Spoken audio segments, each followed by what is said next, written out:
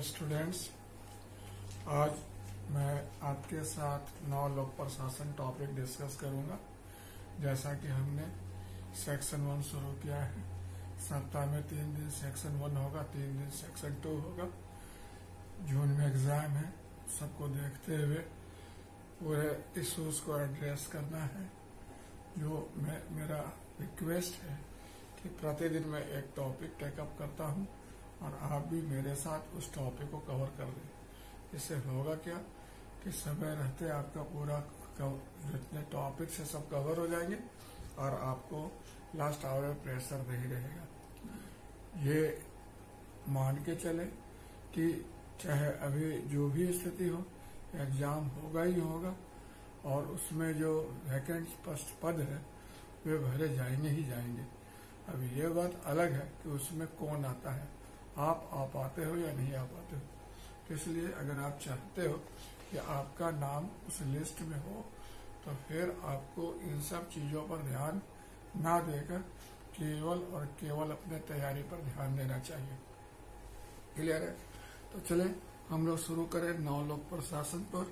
मैंने introduction topic पे यानी सेक्शन 1 के इंट्रोडक्शन टॉपिक पर क्या पढ़ाया। सबसे पहले मैंने बताया लोक प्रशासन का अर्थ, विषय क्षेत्र और महत्व। फिर मैंने बताया लोक प्रशासन और निजी प्रशासन।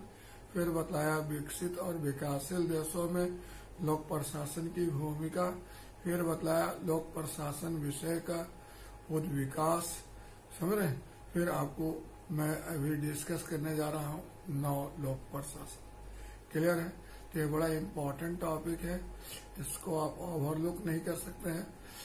पिछले बार एक ही दफा क्वेश्चन बीपीएससी में आया था इसका फुल, अदरवाइज नोट ही आया जाता। 53वां 55वां बीपीएससी में क्वेश्चन आया था कि नौ लोक प्रशासन 21वीं सदी में एक महत्वपूर्ण सैद्धांतिक आधार है, इस कथन को सत्यापित कीजिए।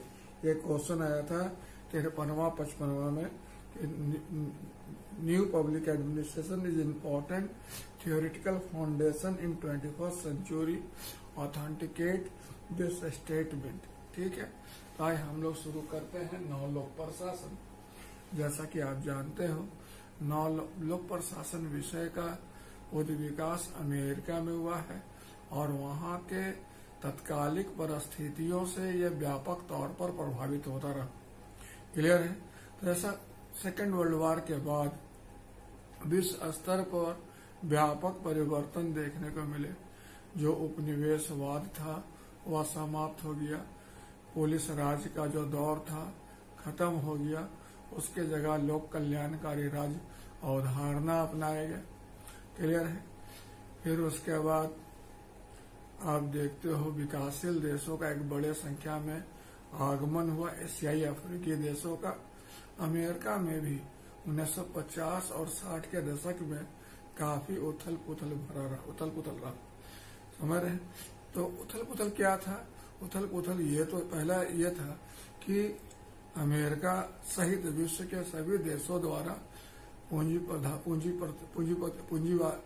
प्रधान देशों में जो लोक कल्याणकारी राज अवधारणा अपनाया गया, इससे सरकार के व्यय में वृद्धि हुई और सरकार के व्यय में वृद्धि हुई तो उसी अनुपात में भ्रष्टाचार में भी वृद्धि देखी गई। तो पहला देखा गया समस्या, भ्रष्टाचार बहुत ज्यादा बढ़ गया।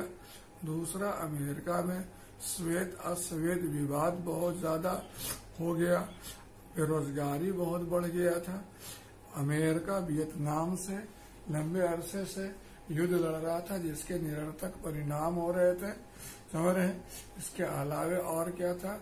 इसके अलावा समाज में अस्थिरता, असंतोष बढ़ गया था, राजकोषीय बदहाली थी और सबसे इम्पोर्टेंट कि जो वाटरगेट स्कैंडल का चर्चा आया हो रहा था, जिसमें मतलब प्रतिरक्षा सौदा में रिश्वत देने की बात आ रही थी।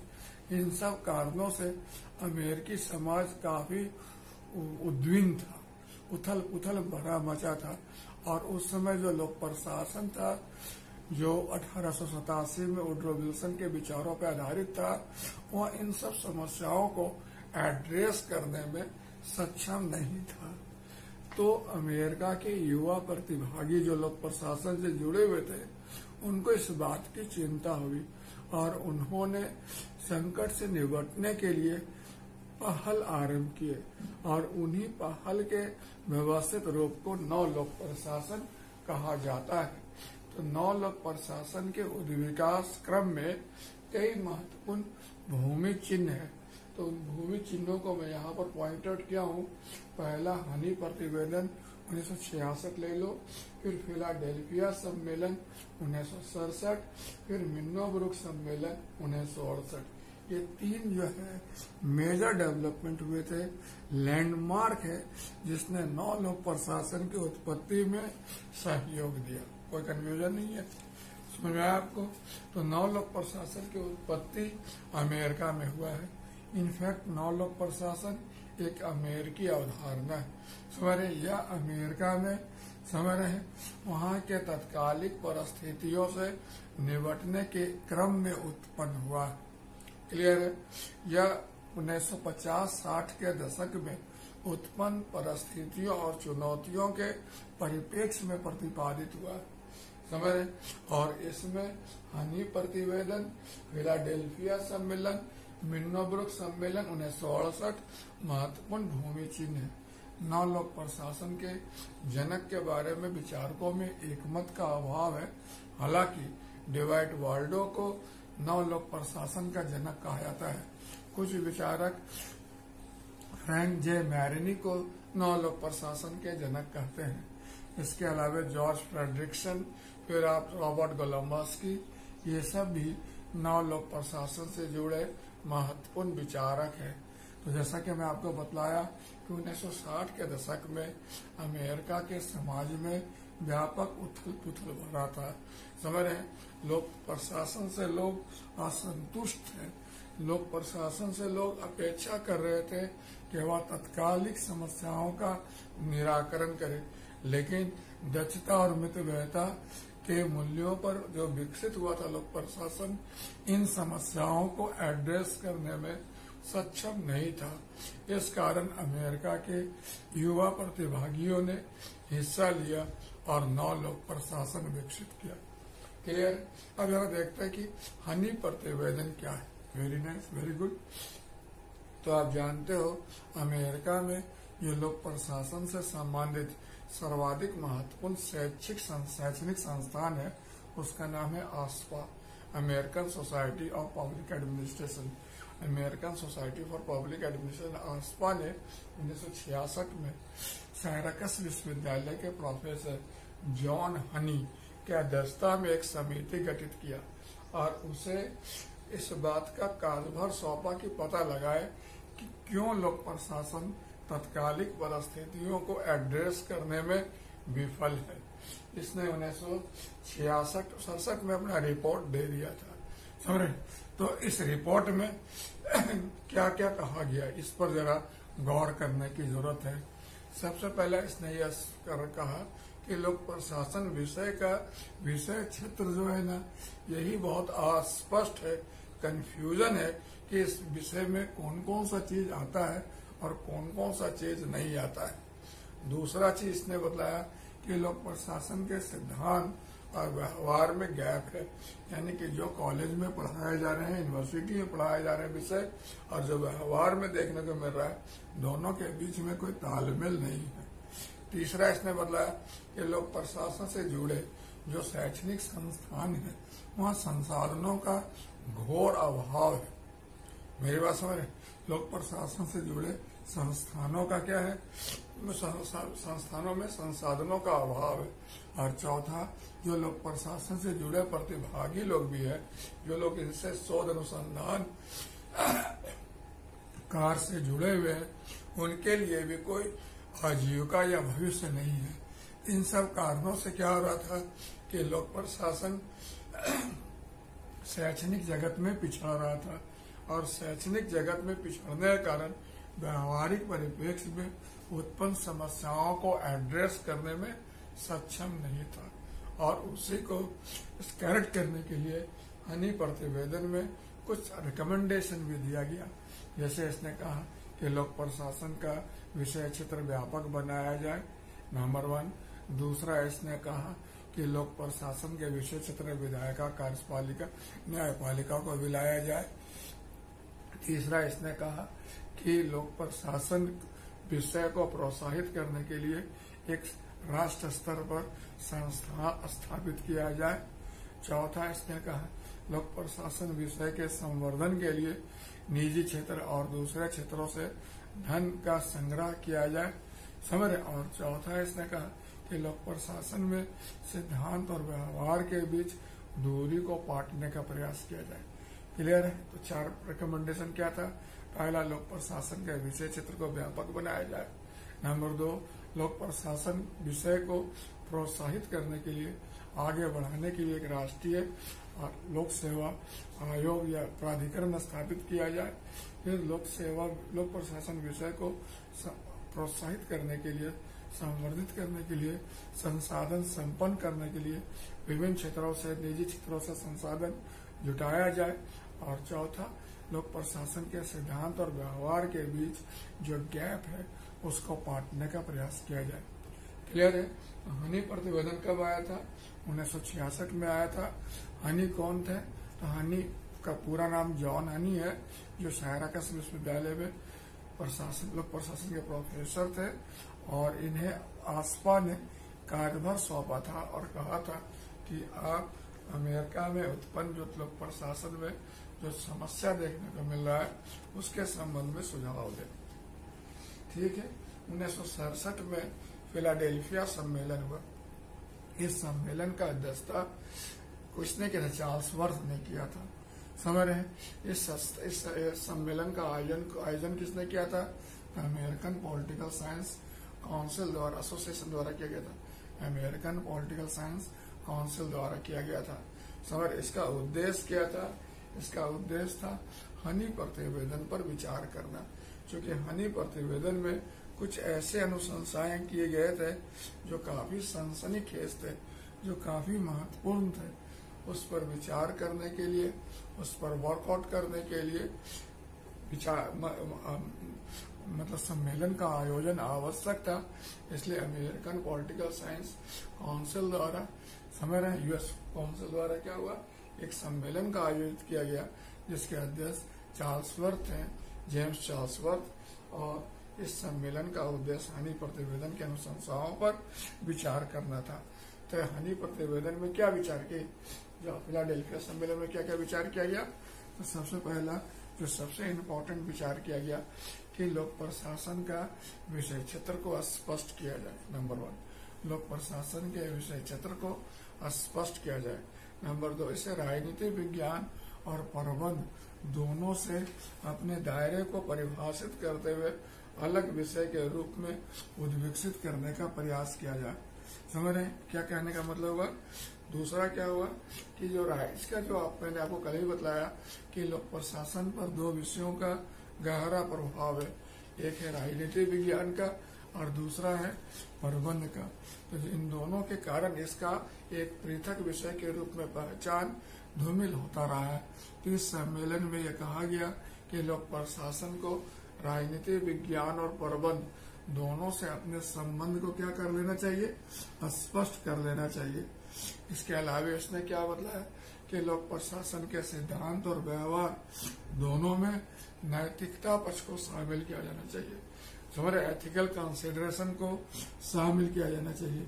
साथ ही इसने बताया कि लोक प्रशासन के विषय वस्तु में सामाजिक मुद्दों को, सामाजिक सरोकार को शामिल किया जाना चाहिए।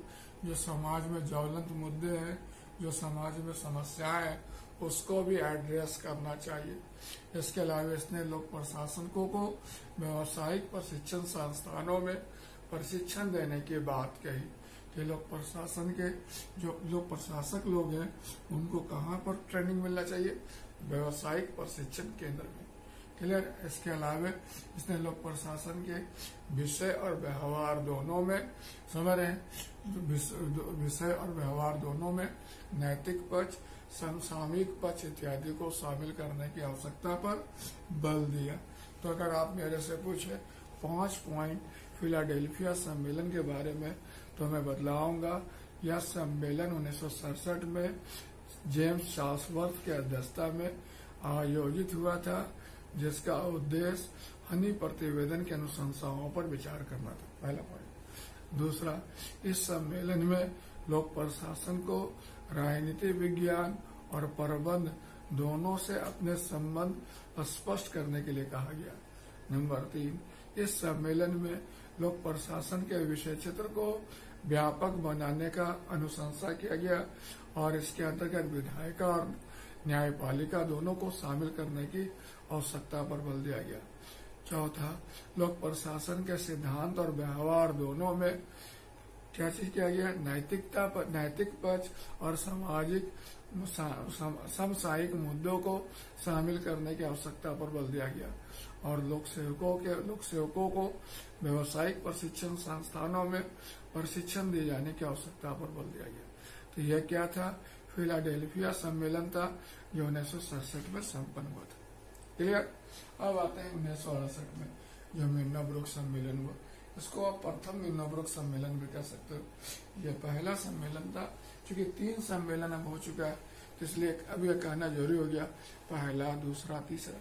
लेकिन जब 1968 में हुआ था तो उसमें पहला नहीं था, वो तो मिन्नाब्रुक सम्मेलन था, जिसकी अध्यक्षता किसने किया था?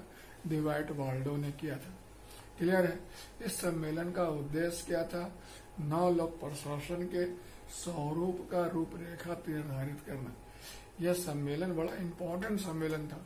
इसमें ज्यादातर राजनीतिक विज्ञान पृष्ठभूमि से जुड़े युवा प्रतिभागियों ने हिस्सा लिया था। इन विचार प्रतिभागियों का जो अप्रोच था, सोच था, बहुत उग्र था, बहुत क्रांतिकारी था। वे चाहते थे कि लोक प्रशासन तत्कालिक समकालिक सामाजिक मुद्दों के प्रति सजग बने, संवेदनशील बने, उसको एड्रेस करे। क्लियर है?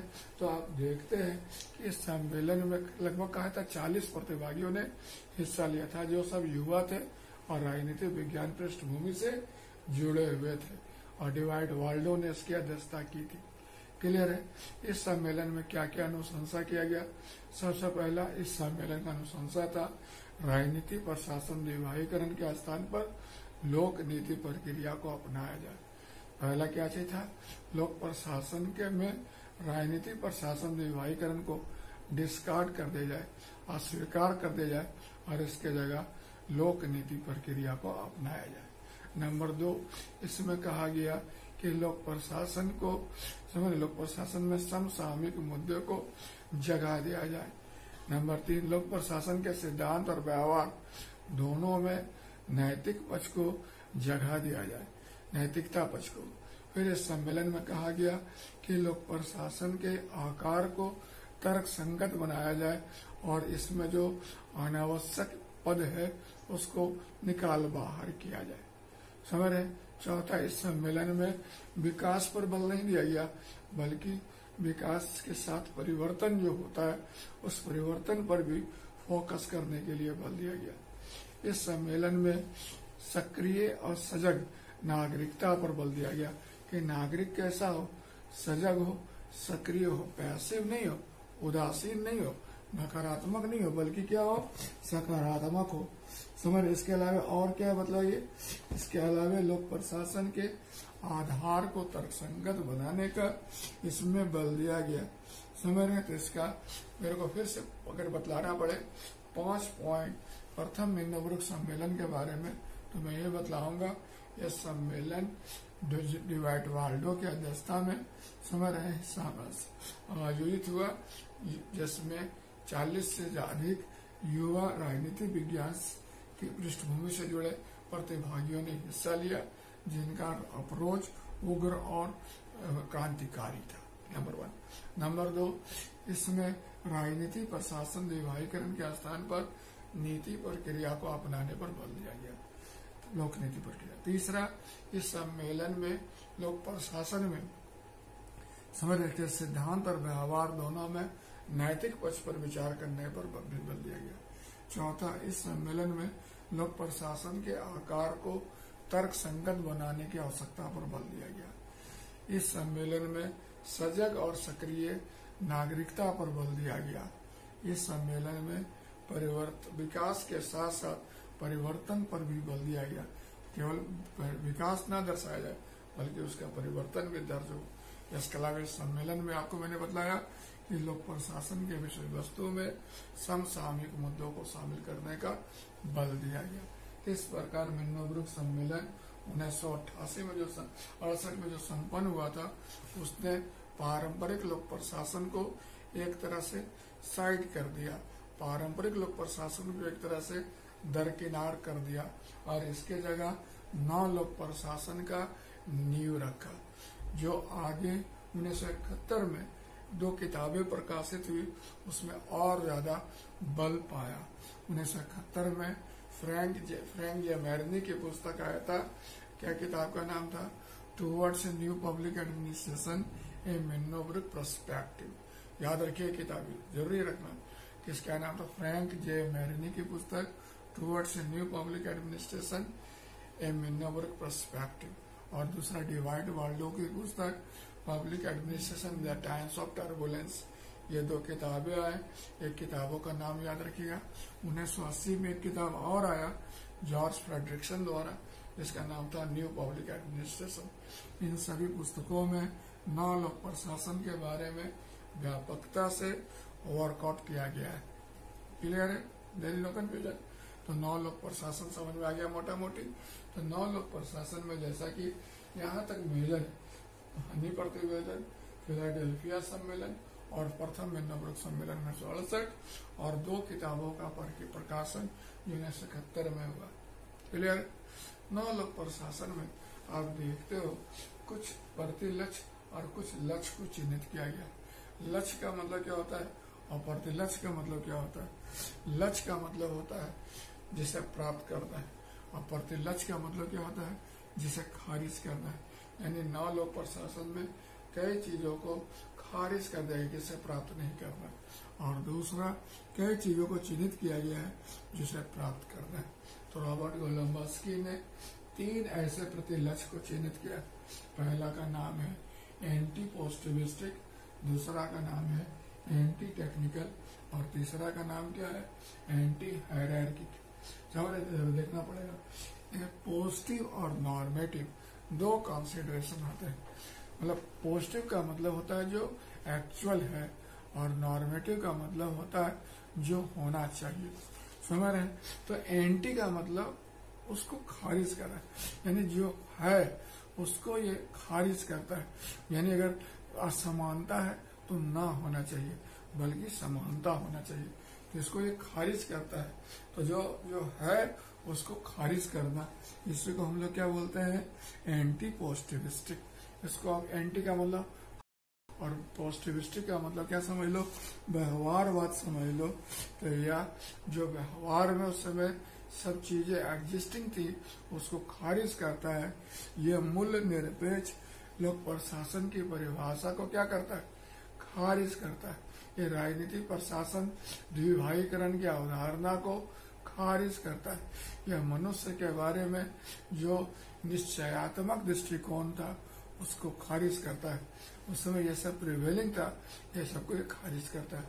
क्या क्या चीज को इसने खारिज किया? पहला चीज इसने खारिज किया लोक प्रशासन का मूल तटस्थ परिभाषा, वैल्यू न्यूट्रल डिफिनेशन। दूसरा राजनीतिक प्रशासन द्विभाषीकरण और तीसरा मनुष्य के बारे में निश्चयात्मक दृष्टिकोण का। दूसरा एंटी टेक्निकल। एंटी टेक्निकल का मतलब क्या होता है? प्रति तकनीकी, अर्थात यह मनुष्य का मशीन का हिस्सा के रूप में जो व्याख्या उस समय किया जाता था उसको खारिज करता है। यह मनुष्य को विवेक सम्मत प्राणी नहीं मानता है। यह मनुष्य को समझ रहे हैं मशीन या कलपुर्जा का हिस्सा नहीं मानता, बल्कि मनुष्य को भी एक सामाजिक संवेदनशील प्राणी के रूप में देखने की अपेक्षा करता है। और तीसरा एंटी हायरार्की। एंटी हायरार्की का मतलब क्या हुआ कि यह नवलोक पर यह जो है पद सोपान को खारिज करता है, या नौकरशाही को खारिज करता है जो उस समय प्रचलित था। इसका मतलब क्या हुआ कि एंटी गोल का मतलब हुआ उस समय जितने भी चीज थे लेखपद सोपान था, फिर लोक प्रशासन का मूल निरपेक्ष परिभाषा था, फिर मनुष्य के बारे में निश्चयात्मक दृष्टिकोण था, फिर पद सोपान था, फिर मनुष्य का मशीन के रूप में व्याख्या था, फिर नौकरशाही था। सबको ये क्या करता है? खारिज करता है। तो एंटी गोल मतलब समझ में आ गया? एंटी गोल का मतलब तो जिसको वो खारिज करता है, और गोल का मतलब क्या होता है? जिसे प्राप्त करता है। आप सिविल सर्विस की तैयारी करते हो तो आपके प्रिपरेशन में क्या क्या एंटी गोल है और क्या क्या गोल है। तो पहले दो चीज तो मैं बताऊंगा। अति उत्साह, ये एंटी गोल है। अति उत्साह से बचिए। समझ रहे? एकदम सॉलिड धरातल पर रहकर रणनीति बनाइए और उसे प्राप्त करने का प्रयास कीजिए। नकारात्मक सोच को आप हटाइए। जितना ज्यादा नकारात्मक सोच रहेगा, सभी लक्ष्य प्राप्ति उतना कठिन होते जाएगा। आलस्य का परित्याग करते, ये सब क्या हुआ? एंटी गोल हुआ। समझ रहे? और गोल क्या हुआ? मेहनत हुआ, सही रणनीति हुआ, समझ रहे? कड़ी मतलब सही क्रियान्वयन हुआ, वगैरह वगैरह। अब यहाँ पर देखते हैं गोल। गोल का मतलब जिसे प्राप्त करना है। फ्रैंक मैरेनी जो है, इसके 5 गोल को चिन्हित किया है। 9 लोक प्रशासन के 5 गोल को चिन्हित किया है। सबसे पहला गोल क्या है? प्रासंगिकता। प्रासंगिकता को अंग्रेजी में कहते हैं रेलिवेंस, यानी लोक प्रशासन को क्या होना चाहिए? समसामाजिक समसामयिक मुद्दों के प्रति प्रासंगिक होना चाहिए। समाज के प्रसंग में होना चाहिए, समाज से अलग थलग नहीं होना चाहिए। मेरी बात समझ रहे हैं? समकालिक मुद्दों के प्रति सजग होना चाहिए, सचेत होना चाहिए। तो प्रासंगिक, ये सभी मैं आपके साथ डिस्कस कर रहा हूँ। तो जैसे क्या आप बोलेंगे? रेलेवेंट और इररेलेवेंट। अगर मैं जो टॉपिक पढ़ा रहा हूँ उसी से संबंधित कुछ बात बोलूंगा तो रेलेवेंट कहलाएगा। और अचानक कोई आदमी या मैं कुछ ऐसा चीज बोलने लगूं जिसका इस विषय से कोई ताल्लुकात नहीं है तो उसको इररेलेवेंट कहेंगे। तो रेलेवेंट का मतलब क्या हुआ? जो प्रसंग में, जो कंटेक्स्ट में है। तो उस समय कंटेक्स्ट में क्या था? समसामयिक मुद्दे, उसको एड्रेस करना। तो कहता है कि लोक प्रशासन को समाज के मुद्दों के प्रति तटस्थ नहीं होना चाहिए, अलग नहीं होना चाहिए, उससे परे नहीं होना चाहिए, बल्कि क्या होना चाहिए? उसके प्रति क्या होना चाहिए? उससे सजग होना चाहिए। दूसरा क्या है? मूल तटस्थ। मूल्य कह सकते हो। मूल्य का मतलब क्या होता है? मूल्य संपन्न और मूल तटस्थ, ये बड़ा इंपॉर्टेंट चीज है। मूल्य का मतलब हम लोग ज्यादातर कीमत समझ लेते हैं, बिल्कुल नहीं। मूल का मतलब वैल्यू होता है। वैल्यू का मतलब होता है जिसको हम लोग कहते हैं, उसको कितना सजग मतलब आप देते हैं, कितना आप उसको तवज्जो देते हैं। जैसे हम लोग आए दिन घर पे या बहुत जगह पर बोलते सुनते हैं कि हम मतलब कह सकते हैं कि जहां तक मेरे को भी याद आ रहा है कि पटना में एक रेस्तरा था, अभी भी रेस्तरा है वो, वहां पर लिखा हुआ है राजस्थान, उसका नाम है Rajasthan hotel and restaurant, Fraser road में। उसमें लिखा हुआ है हम खाना खिलाते हैं और प्यार परोसते। हम खाना खिलाते हैं और प्यार परोसते हैं। इसका क्या मतलब हुआ? कि हम प्यार के साथ खाना खिलाते हैं। समझ रहे? मतलब पूरा वैल्यू लोडेड होकर खाना खाते हैं। जैसा भी आप देखो, आप घर से बाहर रहते हो, होटल में खाना खाते हो, ढाबा में खाना खाते हो, और फिर घर में जाते हो, फिर मम्मी खिलाती है। दोनों में कुछ फर्क नजर आता है? क्या फर्क नजर आता है? मतलब जो ढाबा में खाना खाते हो, मूल तटस्थ टाइप का रवैया रहता है जो खाना खिलाने वाला होता है। उसको आपके हेल्थ से कोई सरोकार नहीं है, उसको आपके हित से कोई मतलब नहीं, उसको केवल आपके जेब से ताल्लुकात है, आपसे पैसा लेना उसका सरोकार है। और वही घर में मम्मी और खा लो, कितना दुबले हो गए, कुछ खाते नहीं हो क्या? लोग 2 रोटी और लो। तो मूल संपन्न हो रहा। तो मूल तटस्थ और मूल संपन्न। आए दिन देखते हुए घर में नौकर चाकर जो काम करते रहते, बोले अंग लगाए काम करो जी, अंग लगाए काम करो। तो अंग लगाए काम करने का मतलब क्या होता है?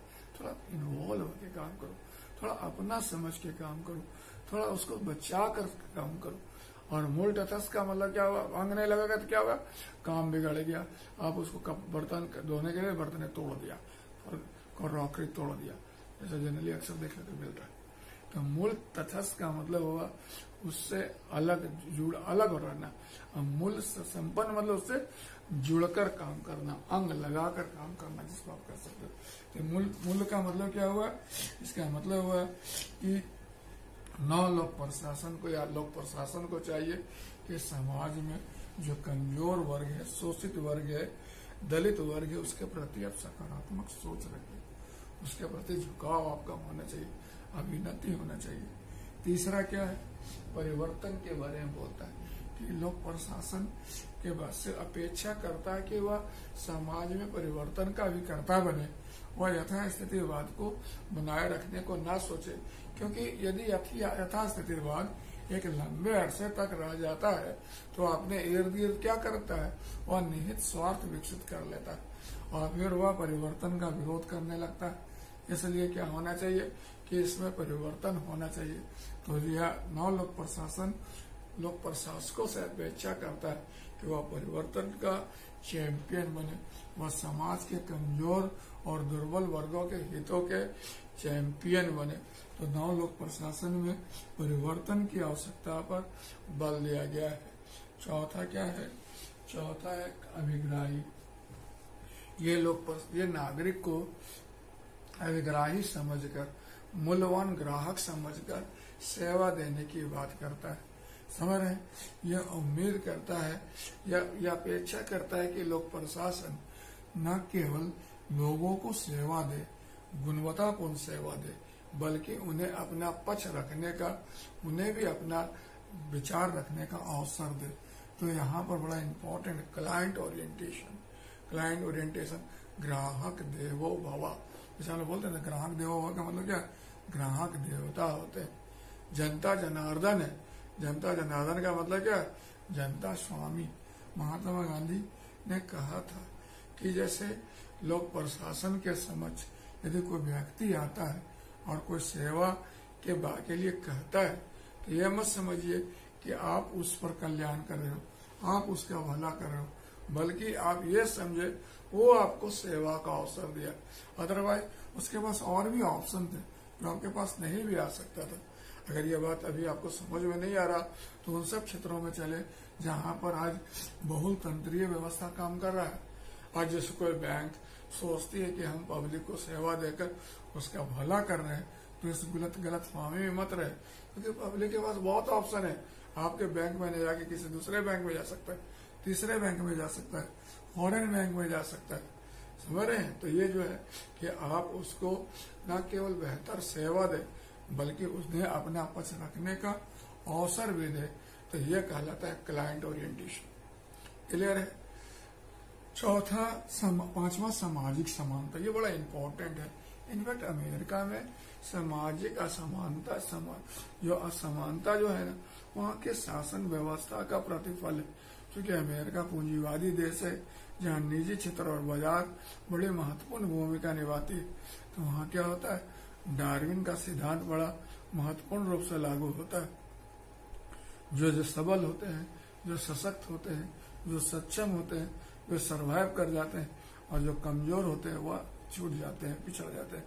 तो सामाजिक असमानता अमेरिका का शासन प्रणाली की स्वाभाविक विशेषता है और लोक प्रशासन से अपेक्षा किया गया है कि वह सामाजिक समानता लाने की कोशिश करे।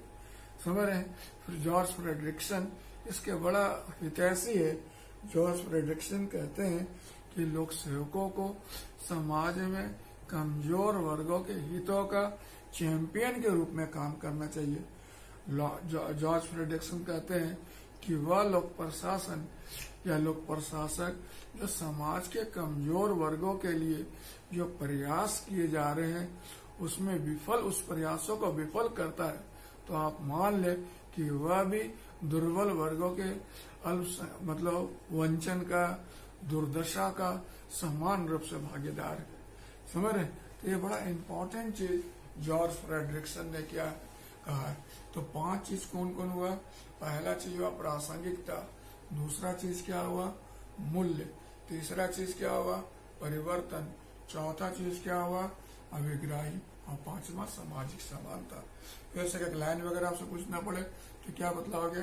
प्रासंगिकता का मतलब हुआ कि लोक प्रशासन को समाज के समसामयिक मुद्दों के प्रति क्या होना चाहिए, सजग होना चाहिए। नंबर 2, मूल्य का मतलब क्या होता है कि लोक प्रशासन को समाज के प्रति जुड़ा होना चाहिए, मूल्य संपन्न होना चाहिए, उसे समाज के कमजोर, दुर्बल वर्ग इत्यादि के प्रति संवेदनशील होना चाहिए। तीसरा चीज, लोक प्रशासन परिवर्तन, लोक प्रशासन को परिवर्तन के अभिकर्ता के रूप में काम करना चाहिए, उसे यथास्थितिवाद को हटाना चाहिए और यथास्थितिवाद की जगह परिवर्तन लाने का प्रयास करना चाहिए, क्योंकि कोई व्यवस्था एक लंबे अरसे तक यदि यथास्थितिवाद में रहता है तो अपने इर्द गिर्द क्या कर लेता है, निहित स्वार्थ विकसित कर लेता है और वह परिवर्तन का विरोध करना शुरू कर देता है। समझ रहे। और पांचवा क्या हुआ, विग्राही। चौथा में कि लोक प्रशासन को मतलब प्रदाता के रूप में काम करना चाहिए, फैसिलिटेटर के रूप में काम करना चाहिए और लोगों को वो ग्राहक समझे, अभिग्राहिक समझे और उसे हर प्रकार से संतुष्ट करने का प्रयास करे। और सामाजिक समानता, यानी कि लोक प्रशासन को चाहिए कि समाज में असमानता को दूर करे, समाज के कमजोर वर्गों के हितों के रक्षक बने और समाज में समानता लाने की कोशिश करे। तो ये 5 लक्ष्य हुए और वो 3 प्रतिलक्ष्य था, इसे लेकर 9 लोक प्रशासन क्या हुआ, विकसित हुआ। क्लियर है। तो 9 लोक प्रशासन 1960 के दशक में प्रतिपादित हुआ, 1968 में और 60-70 वर्ष 71 में किताब आई है। उस दौरान काफी इसकी महत्ता रही है। उस समय जो लोक प्रशासन संकट के दौर से गुजर रहा था, समझ रहे, उस समय इसने लोक प्रशासन को एक कह सकते हो रामबाण के रूप में काम किया है, लोक प्रशासन को संकट से उबरने में मदद किया है, लोक प्रशासन को समझ रहे नए मतलब कह सकते हैं विषय वस्तु प्रदान करके एक नवीनता प्रदान किया, लोक प्रशासन को समाज से जोड़ा है, लोक प्रशासन को सामाजिक मुद्दों के प्रति संवेदनशील और सजग बनाया है, लोक प्रशासन के दायरा को व्यापक किया है। जॉर्ज फ्रेडरिक्सन इसे क्या कहते हैं, सेकेंड जनरेशन बिहेवियरलिज्म, इसे व्यवहारवाद की दूसरी पीढ़ी कहते हैं, दूसरी पीढ़ी का व्यवहारवाद कहते हैं।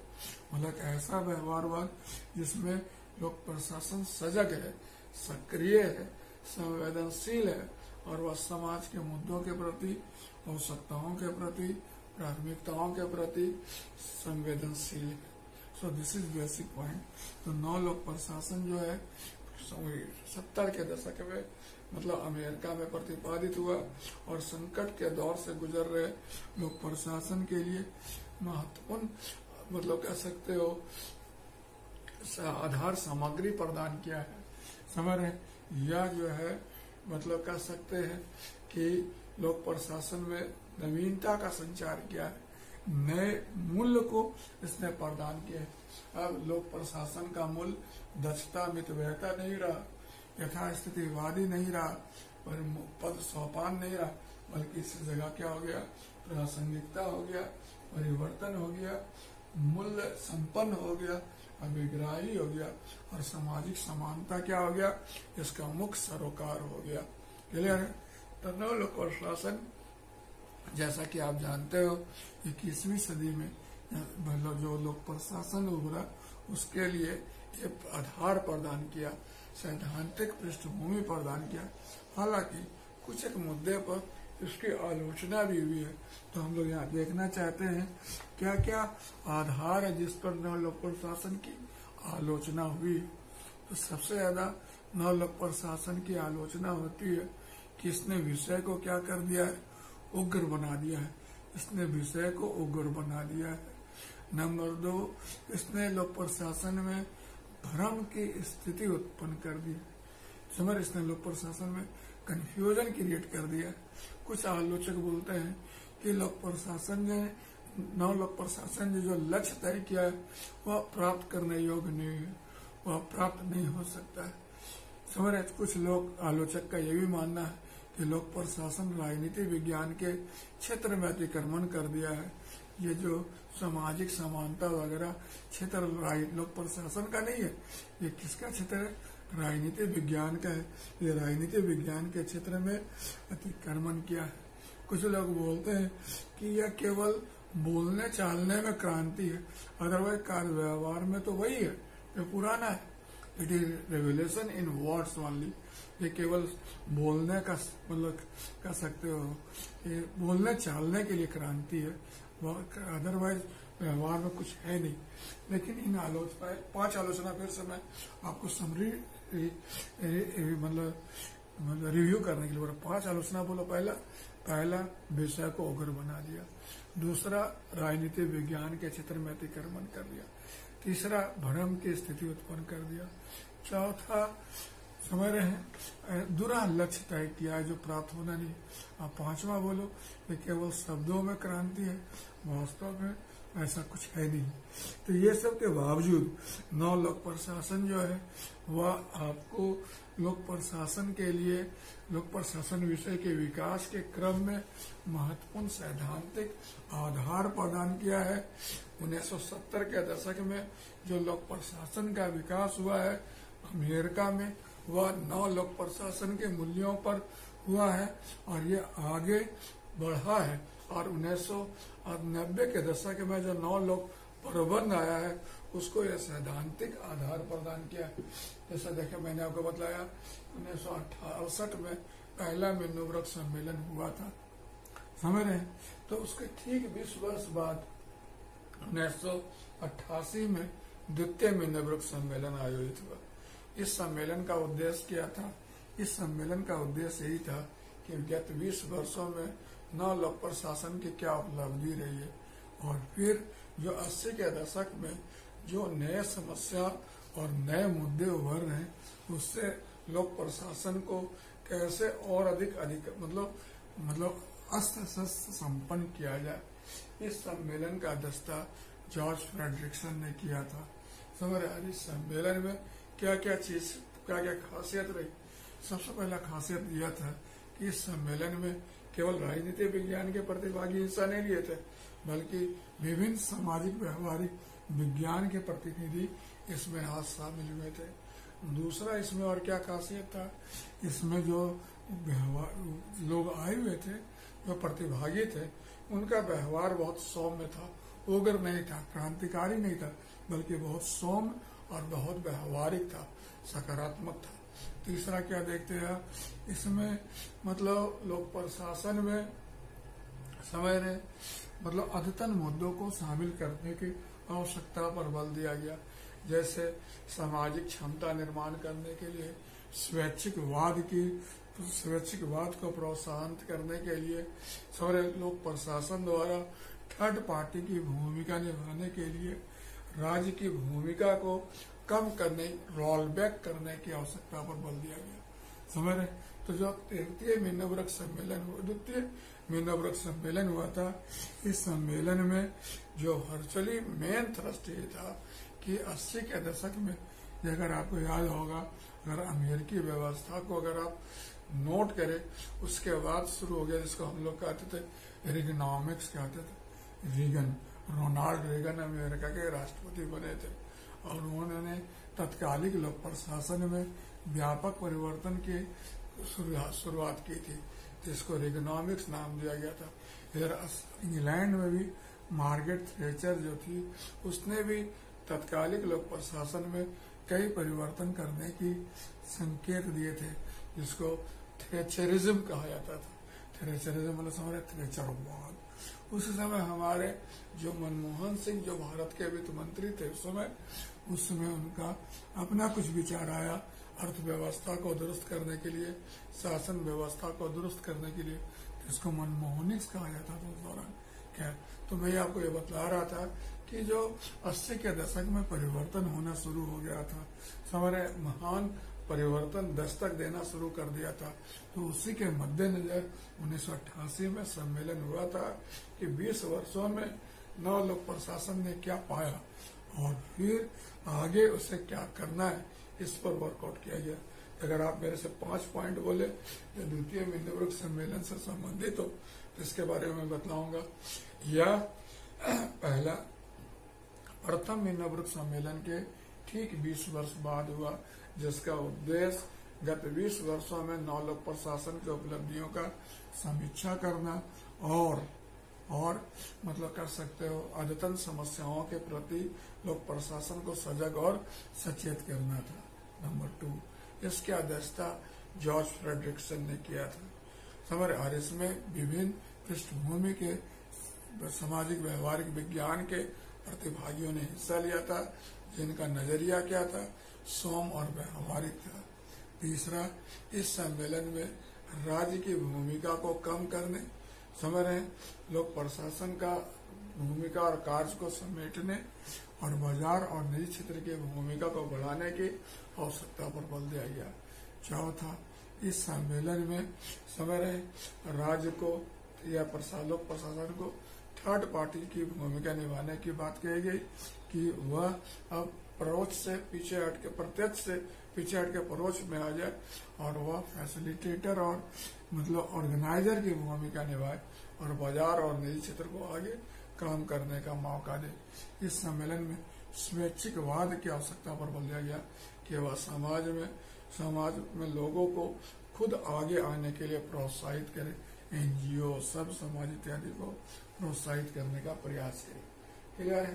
तो आप देखते हो कि द्वितीय न्यूयॉर्क सम्मेलन और फिर 1992 में 9 लोक प्रबंध का आना लगभग एक तरह से कह सकते हो दोनों घनिष्ठता से जुड़ा हुआ। 1992 में एक किताब आई थी डेविड ऑसबोर्न और टेड गैबलर की, उस पुस्तक का नाम था री इन्वेंटिंग गवर्नमेंट। समझ रहे, इस पुस्तक में 9 लोक प्रबंध का अवधारणा प्रतिपादित किया गया था।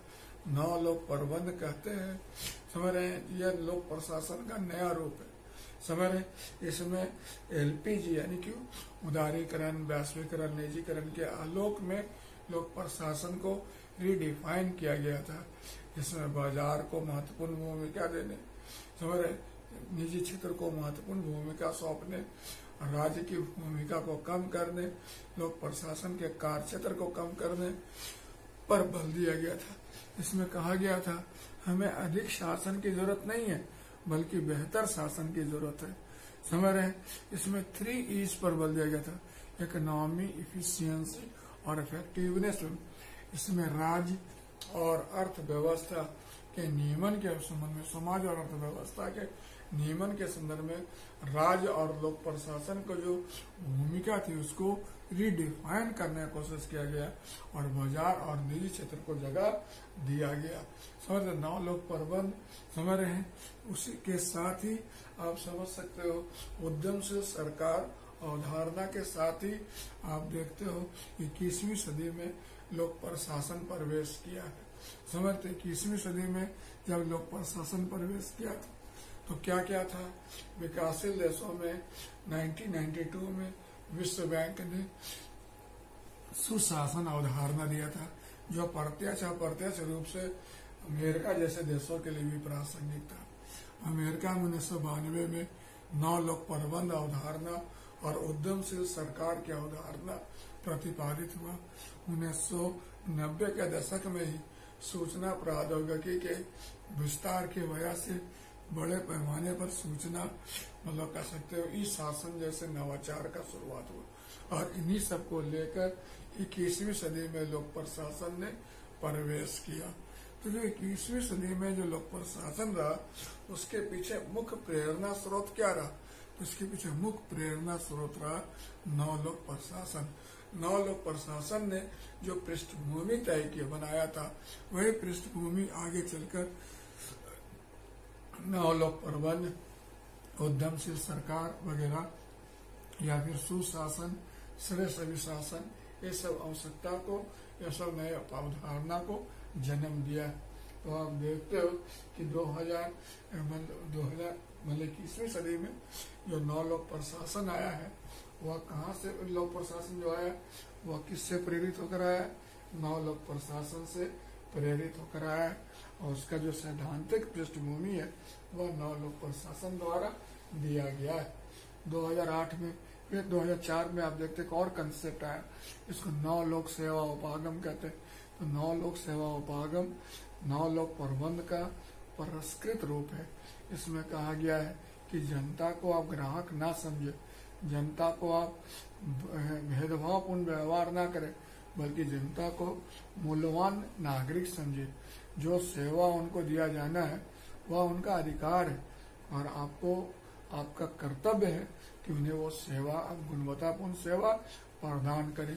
तो 9 लोक सेवा उपागम 2004-05 में डेनहार्ट और डेनहार्ट द्वारा प्रतिपादित किया गया है।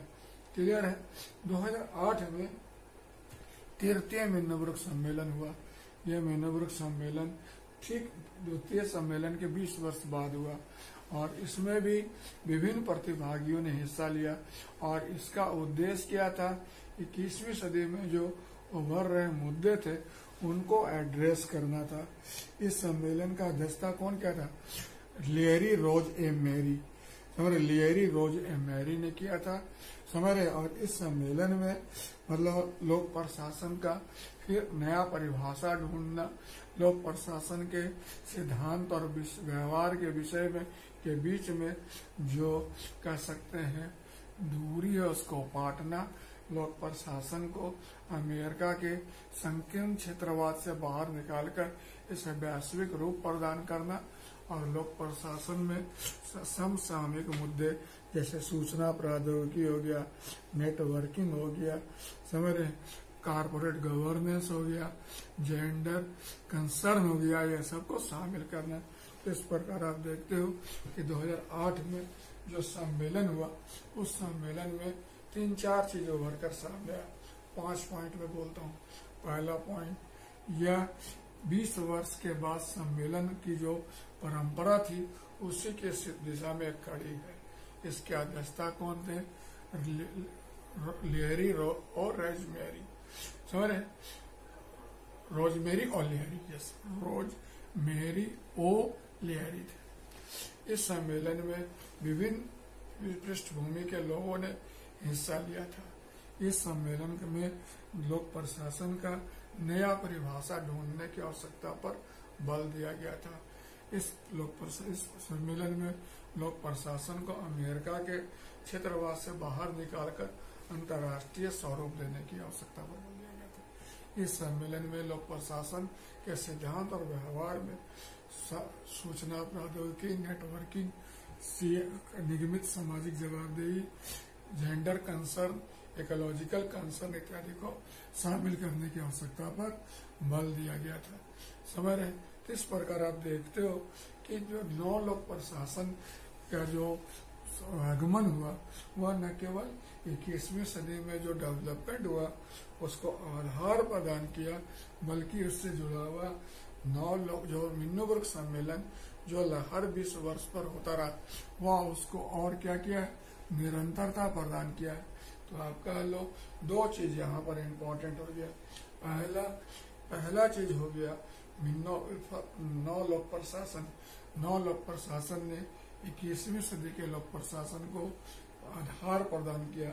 9 लोक प्रबंध, 9 लोक सेवा उपागम, ई शासन, सुशासन, सबके पीछे जो ताल्लुकात है, इसके पीछे जो आधार है वह है 9 लोक प्रशासन, नंबर 1। नंबर 2, जो मिन्नोब्रुक सम्मेलन की जो निरंतरता है यह लोक प्रशासन के विकास क्रम को क्या कर रहा है?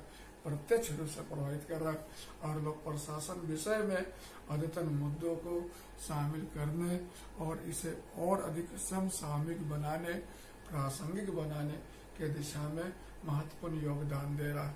तो इस हिसाब से ये टॉपिक बड़ा इम्पोर्टेंट है और मैं आपको सजेस्ट करूंगा कि इसको आप जो क्वेश्चन जो आया है 53वां-55वां में उसको आप लिखें और मेरे को पोस्ट करें।